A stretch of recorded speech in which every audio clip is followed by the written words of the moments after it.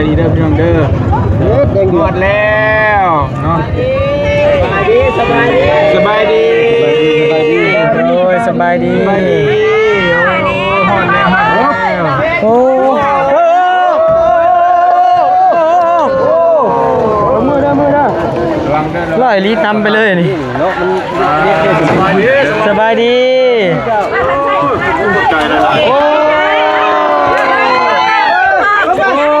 บ่าวยังนี่นะ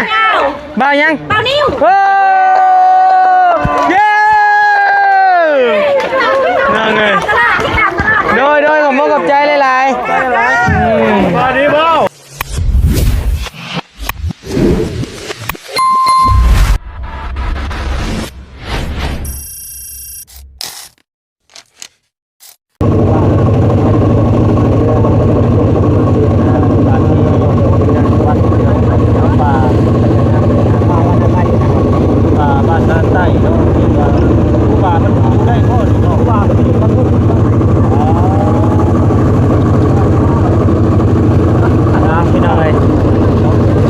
สบายดีเด้อพี่น้องทักทายสบายดี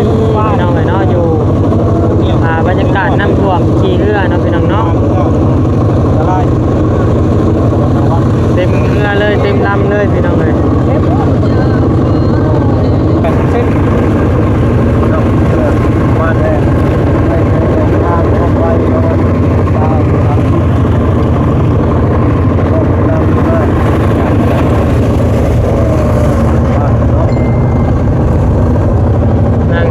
ช่วยไล่อยู่พี่น้องเต็มเรือเนาะ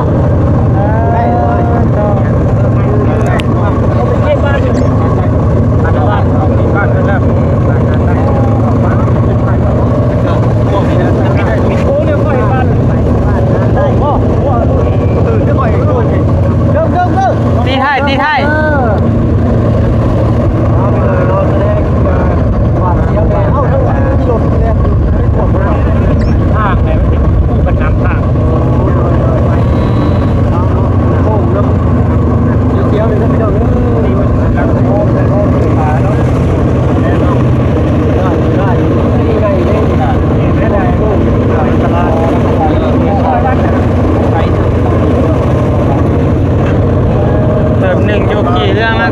30 นาทีพี่น้องเลยเนาะเริ่มหนึ่งอยู่ได้จับที่แล้วว่าประมาณนี้3-4 โลเลยนะแต่ว่าถ้าเข้าไปตามทางแล้ว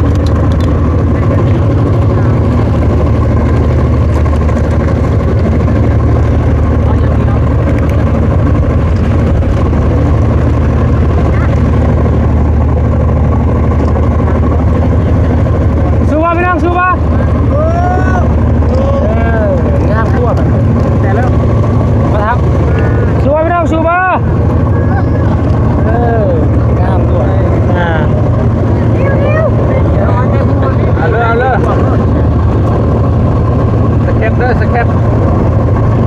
2 3น่าชัดลังงัวเลยนี่น่าชัดลังตัวพี่ตัวทางกลางพี่ว่ามันดูดีดีว่าชัดลังพอไอ้ต้าผู้1 2 จับโอเคมาทันทีนะใช่ไหมใช่เอาอย่างนั้นดิเบ็ดสรุปก็ไม่เลยเบ็ดมันแหละเบ็ดมันโดยโฟนช้ำโดยฮอดแล้วบ่บัดนี้โอ้วัดเพิ่นพี่เลยเนาะผู้คนเป็นกระทาพี่เลยเนาะคนก็เริ่มราคาแล้วนี่กินเนาะคนเริ่มราคาแล้วฮอดแล้วพี่น้อง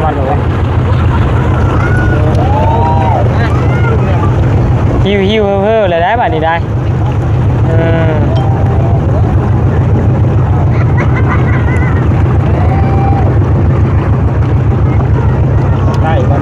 ฮอดแล้วพี่น้องเอ้ยโอ้ชาวบ้านเป็นชาวบ้านในเมืองพี่น้องฮอดให้เราต้องแบบบ้านน้ำพย่อยก็ลงมาบ้านวัดเลยว่าบ้านเลยเนาะบ้านก็ยังได้ขี่เหือนะเบิ่งนี่เหือเข้าใช่แง่มา3-4มื้อนี่สบายดีเด้อใช่สบายดีฮอดแล้วสบายดีเด้อสบายดีเด้อพี่น้องเด้อฮอดแล้วเนาะสบายดีโอ้ยสบายดีฮอดแล้วโอ้มือเด้อร้อยลีตำไปเลยนี่สบายดี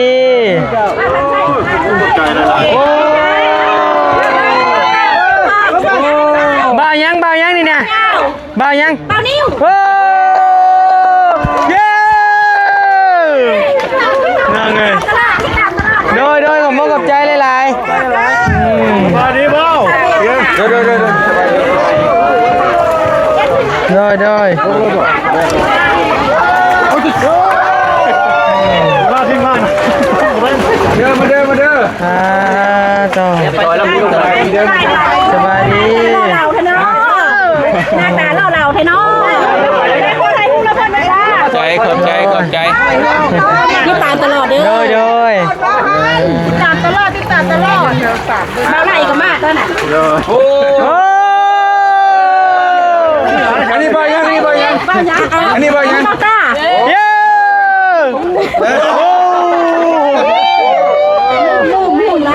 หลายคนบ้านจันไปทั้งหมดหลายคนเอานี่ต้นตลอดเด้อต้นตลอดมาได้มาใหญ่ทั้งเลยยืนเล่นเอาข้านี่เลยป่ะเอาก้อนเอาท้ายมาให้คนลงก้อนเอาก้อนมาก้อนมันง่ายนี่มาให้คนย่างมันลงทางหน้าพี่ลงทางหน้านี่นั่นจะเลิกเอาตื่นตลอด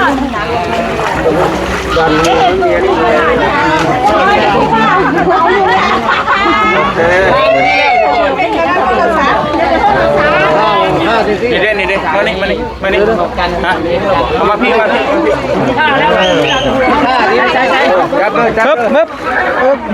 มาได้ได้เอาซ้อมแห้งเด้อ1 2 3เข้าใหม่ข้าแล้ว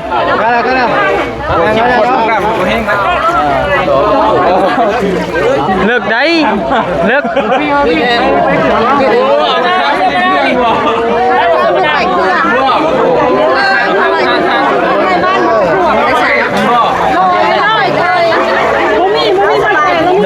โดยสบายดี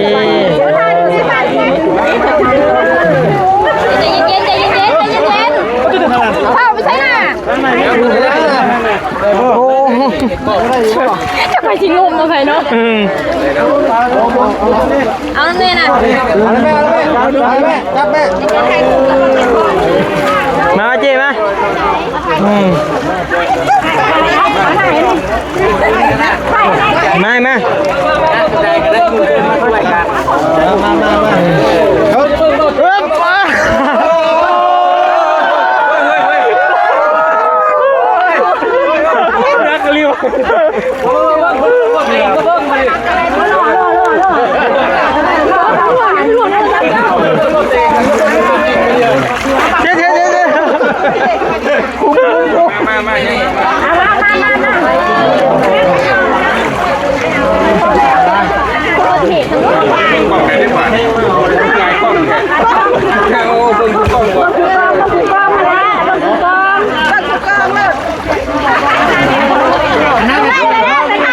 เตียงไม้ได้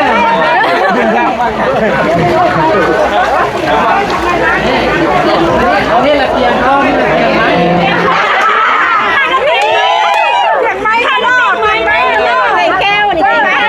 บ้านนักก็ไม่บ้านนี้ก่อน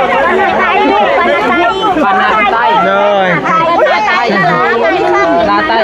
มาจัง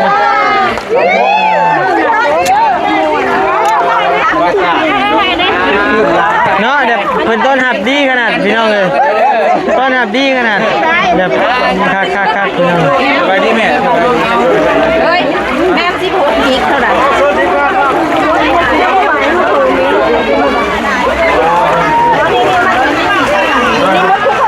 จะมีรายการจดมาทีมายืนนี่พี่นามาหานี้พี่นามาสบานเท่านี้เด้อยืนลูกยืนได้ยืนเล่นเลยพวกมึงนะนะครับประมาณนี้เห็นอะไรเห็นใครถ่ายรูปบ่โอเคเขาจะถ่ายรูปเนาะได้รูปหมดเลยเต้บ่ใครเป็นมาเอาใช่ยังมันคำฟองลี่เด้เพิ่นมาเอาเครื่องฟองลี่ก็ได้ซื้อเด้อฟองลี่โดยมีแต่ทุกเจ้าจัดเลยว่ะพูดนั้นจับยังแล้วก็จับแรกมาหุบปืนนึงกับน้ำเพกนึงแล้วก็ทุกชีพนึงก็ได้เด้อพ่อไอ้แก้วเล่าเว้าวันนั้นก่อนเว้าไปน้ำแจกไปน้ำเป็นได้ทำเลยเป็นยังทำเลยอย่ามีคำอย่ามีข้อมันนึงแก้เลยเอาต้นไม้ก่อนมา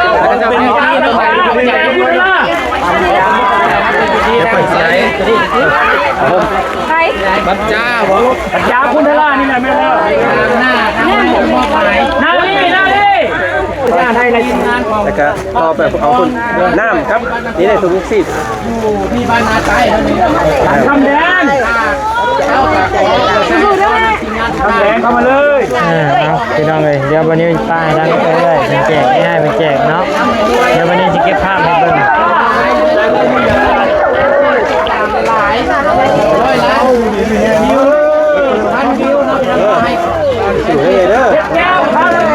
ได้บ่แม่มาบ่เพชรแก้วมาบ่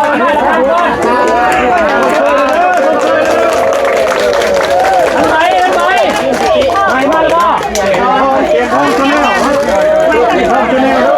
จริงบ่นี่นั่งคันค่ำยิงนั่งคันค่ำเด้อยิงห้องคันค่ำมาอยู่มาข้างไหนติดกันเร็วไปแน่ครับผมเขาก็แก่เขาเยอะกินทำ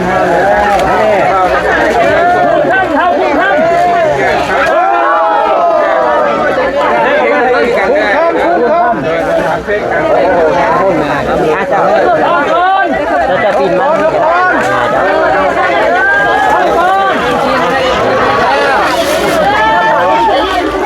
การท่าเอฟซีโรฮันคนเล่นเครื่องเนาะเล่นกับมาเฟียเลยสนใจขนาดกำลังใจเลยว้าวก็ได้เครื่องเนี่ยวะถ่ายหูพอมุนนี่มาบ่กี่ต้อย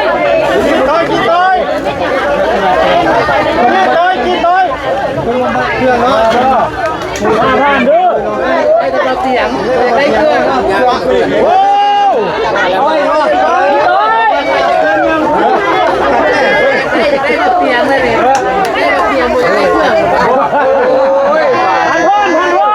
ต้องมีหน้าไว้เลยเอาไว้ให้ก่อนเนี่ยไว้เอาคนถือไว้เลยนี่แล้วแจกคนก็จะป้าไปให้เลยหน่อยเอาไปเลยป้าไปให้เลยไว้ทั้งหลังพี่น้องเลยเนาะเป็นการกำลังแจกจ่ายพี่น้องเลยสวรรค์มาบอกไม่มาเลยเอาแยกไว้เลยนี่ไม่เสียไว้เลยแยกไว้เลยก็เสียไว้แล้วไม่มานี่ของเรียกสวรรค์ผู้ใดผู้มาเลยกันนั่งเป้รับมุนนี่ให้เราเลยนี่หายเลยไปกันมุนนี่เรื่องมุนนี่รับเป๊ะวิสาวย่าเผาเนาะ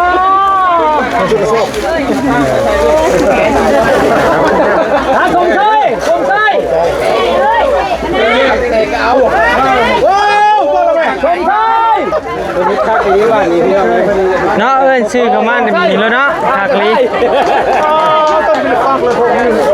ทำมันกับมันมาบ่ทำมันพลังมาบ่เพื่ออันแดงแล้วผู้อ่านเจ็บคอเลยเติม1อยู่ โอ้ยอยู่ใกล้วัดอยู่บ่ใช่บักเลือเลยเนาะ บ่ให้ผ้าบ่ได้มันได้อยู่เนาะ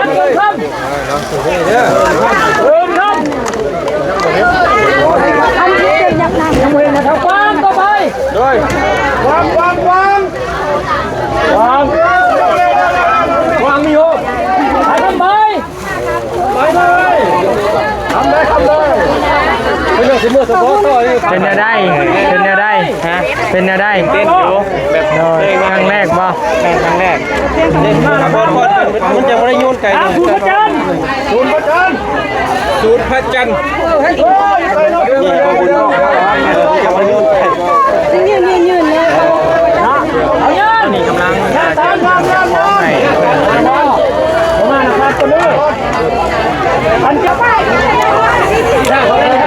ขึ้นเลยได้ทางนี้ก็ได้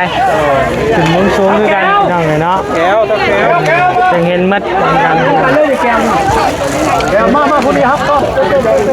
น้องเลยเนาะสถานการณ์ตอนนี้คือขึ้นหลายคน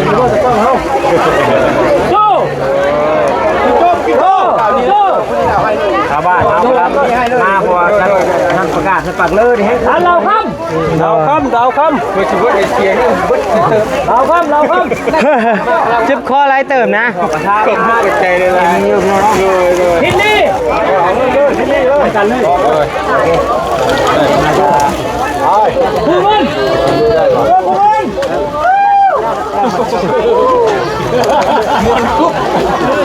วาสนาชาวบ้านทำประโยชน์ข้ามมาใส่เลยให้แกะไว้มาในห่อหนึ่งนิ้วเข่าแล้วนิ้วเข่าแล้ว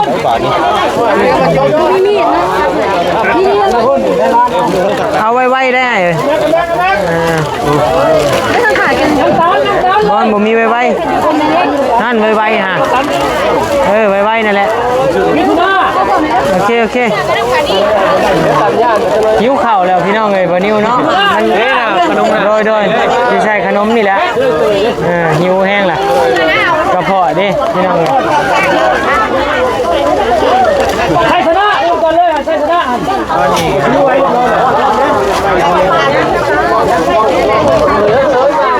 ชนะเลยอันนั้นนั่งกระดิ่งเอาจะขาวเป็นยังไงถึงเจ้ากันกระดิ่งเอาไปเลยติ๊กก้าเดือดยอมหับบ่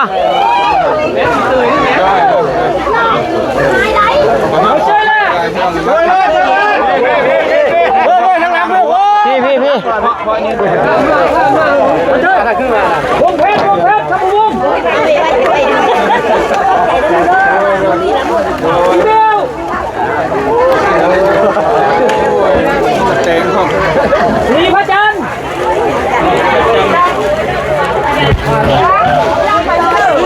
สีพระจันทร์ออกมายังมาบ่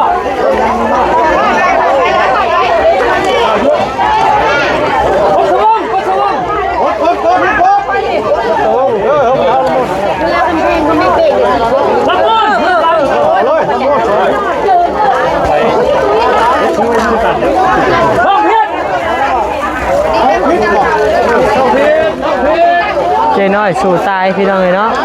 สู่ทุกสถานการณ์พี่น้องสู่ชนชนะมันบ่ม่วนนะ